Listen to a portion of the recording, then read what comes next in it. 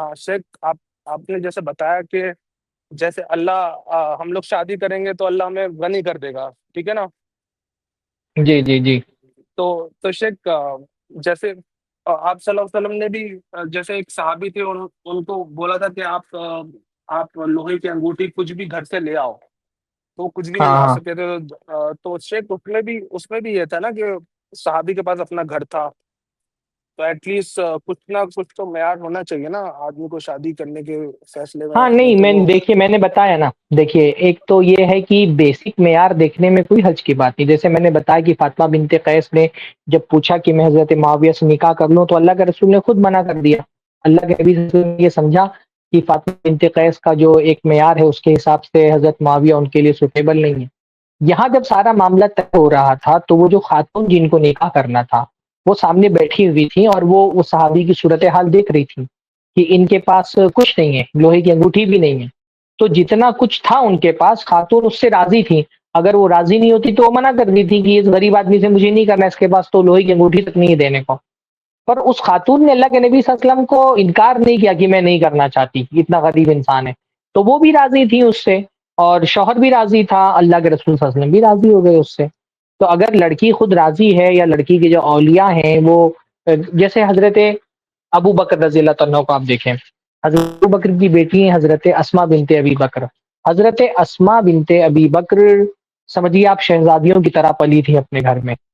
حضرت ابوبکر ایک طرح سے اگر آپ یہ کہہ لیں کہ مالی اعتبار سے اپر کلاس کے نہیں تھے تو کم سے کم مڈل کلاس کے تو تھے، مالی اعتبار سے بہت مستحکم تھی ان کی زندگی، تاجر تھے، اچھے خاصے پیسے والے لوگوں میں سے تھے مکہ کے۔ جب مدینہ میں آئے ہیں تو حضرت اسما کی شادی انہوں نے حضرت زبیر سے کر دی ہے۔ حضرت زبیر اتنے غریب تھے کہ خود حضرت اسما کہتی ہیں کہ ان کے پاس سوائے ایک گھوڑے اور ایک گھر کے کچھ نہیں، کہتی ہے میں ان کے گھوڑے کا بھی خیال رکھتی اور ان کے گھر کا بھی خیال رکھتی۔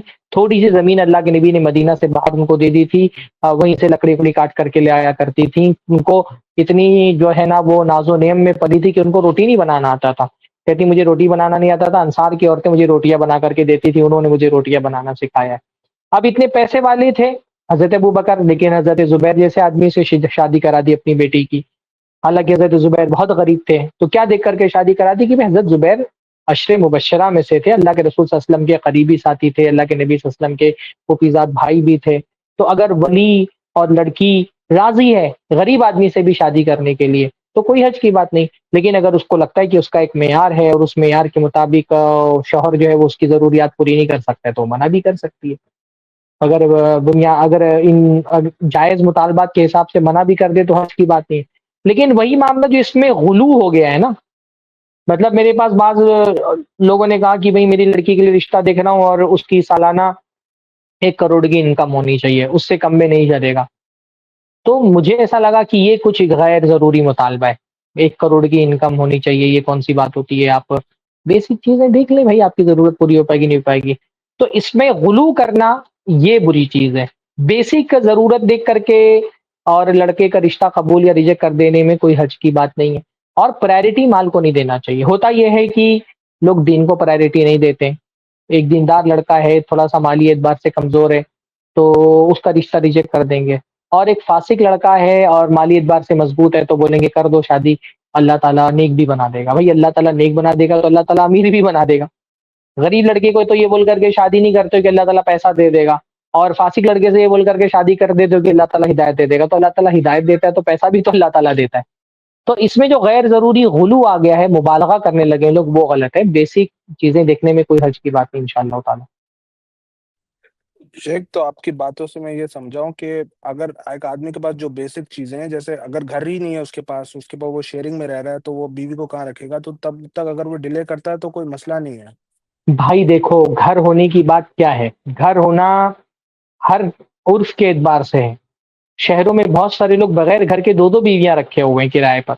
اگر گھر مان لیجیے خود کا نہیں ہے لیکن اتنی مالی حیثیت ہے کہ آسانی سے کرائے پہ لے کے رہ سکتا ہے تو کیا حرج کی اتنی بھی بات ہے؟ نہیں ہے بہت شاید۔ سارے مولوی بیچارے ہیں ان کے اپنے گھر نہیں ہیں، ہاں، تو ظاہر سی بات ہے جب وہ اس کے پاس وہ نہ کرائے کا انتظام کر سکتا ہے نہ اس کا خود کا گھر ہے تو سڑک پہ لے کے تھوڑی بیوی کو رہے گا۔